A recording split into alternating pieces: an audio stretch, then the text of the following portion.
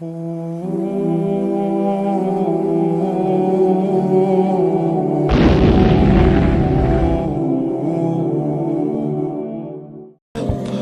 آپ کے تھوک کو نیچے نہیں گرنے دے رہے، ہاں، جو آپ کے وضو کے پانی پر لڑ رہے ہیں.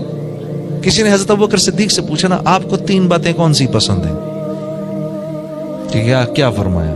کیا بات ہے، کیا بات. یا رسول اللہ، پہلی بات جو مجھے پسند ہے وہ یہ کہ میں آپ کے چہرے کو دیکھتا رہوں. کیا بات. یا رسول اللہ صلی اللہ علیہ وسلم، دوسری بات مجھے یہ پسند ہے کہ میرا سارا مال آپ پر خرچ ہو رہا ہو. تیسری بات مجھے یہ پسند ہے یا رسول اللہ کہ میری بیٹی آپ کے نکاح میں ہو. یا رسول اللہ، میری جان بھی آپ کی، مال بھی آپ کا، آل اولاد بھی آپ کی. یہ مزاج ہے صحابہ کا. ان کو کہا جا رہا ہے کہ مٹاؤ محمد رسول اللہ یہاں سے. مٹایا نا انہوں نے.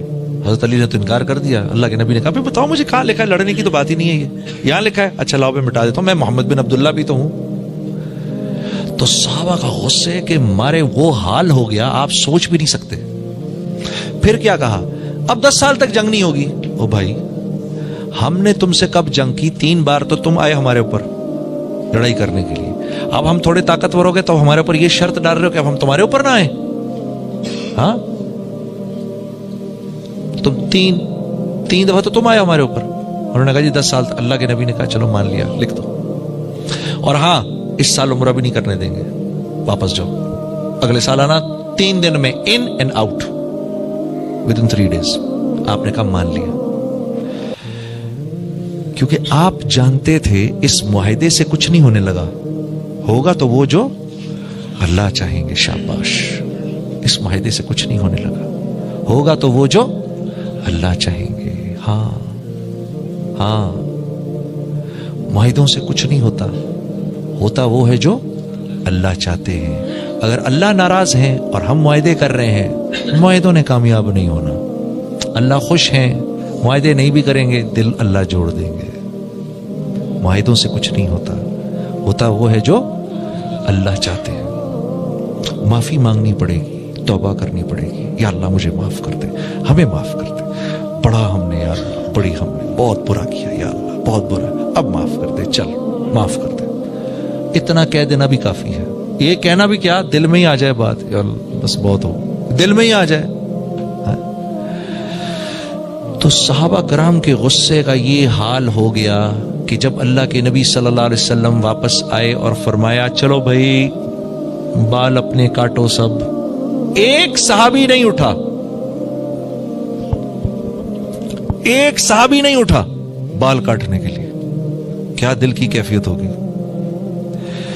تو آپ نے جا کر ہماری جو اماں تھی ام سلمہ رضی اللہ تعالیٰ عنہ، اللہ ان کی قبر کو نور سے بھرے، ان کو جا کر کہا ام سلمہ یہ میرے صحابہ کو کیا ہو گیا.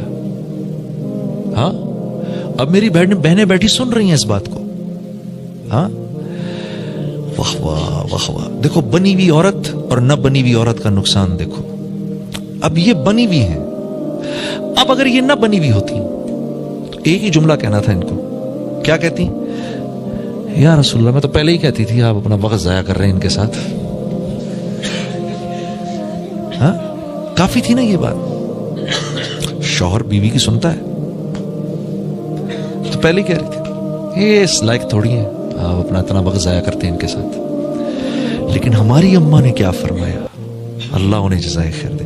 کہا یا رسول اللہ نہیں نہیں، یہ آپ کے جان نثار ہیں، یہ آپ کے جان نثار ہیں. اس وقت تھوڑی غصے کی حالت میں آپ باہر جائیں، خود اپنا حلق کرائیں، دیکھیں یہ سب بھی کرا لیں گے.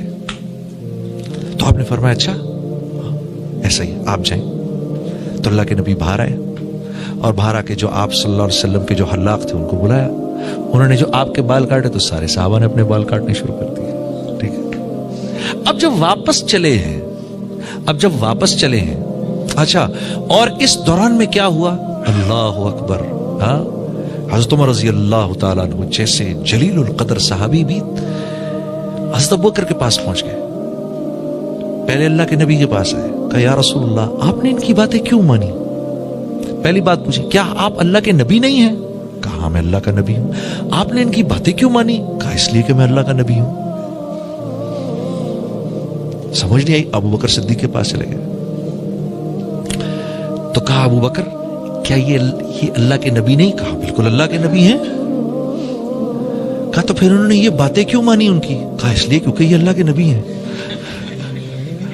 اور پھر کہا اے خطاب کے بیٹے خبردار خبردار، جیسے محمد صلی اللہ علیہ وسلم کر رہے ہیں کرتا جا. تو گھبرا گئے ایک دم حضرت عمر کہ میں کیوں چلا گیا اللہ کے نبی کے پاس یہ پوچھنے کے لیے. ایک دم گھبرا گئے. یہ ایک اونچے آدمی کی بات ہے، اونچے ظرف کی بات ہے کہ جب آدمی کو اپنی غلطی کا احساس ہوتا ہے فوراً نادم ہو جاتا ہے. تو اب جب یہ آپ صلی اللہ علیہ وسلم صحابہ کے ساتھ چلے ہیں واپس مدینے کی طرف تو قرآن کی یہ آیت اتر رہی ہے اِنَّا فَتَحْنَا لَكَ فَتْحًا مُبِينًا لِيَغْفِرَ لَكَ اللَّهُ مَا تَأَخَّرَ مِن ذَنبِكَ وَمَا تَقَدَّمَ. ہاں جی اے میرے نبی، واہ واہ واہ واہ واہ واہ، سبحان اللہ سبحان اللہ، کیا فتح دی ہم نے آپ کو. بلکہ فتح نہیں، فتح مبین. فتح مبین کمپلیٹ وکٹری. ان کی چھٹی ہو گئی. اب ان کی چھٹی ہو گئی. اور علماء فرماتے ہیں کہ یہ ایسی زبردست آیت ہے، یہ تبلیغ والوں کی شان میں اتری ہے یہ آیت کہ اب 10 سال کوئی جنگ نہیں، اب دبا کے تبلیغ کرو، کوئی نہیں آئے گا تمہارے پیچھے، لگاؤ جتنے چلے 4 مہینے لگانے. ہماری شان میں اتری، کوئی اب تمہیں مکمل وکٹری آپ کی ہو گئی. تو اللہ کے نبی فرماتے تھے سورج جن جن چیزوں پر چمکتا ہے اس میں سب سے زیادہ جو چیز مجھے سب سے زیادہ جو محبوب ہے وہ سورہ فتح ہے، کہ اس میں اگلے پچھلے معاف ہو گئے.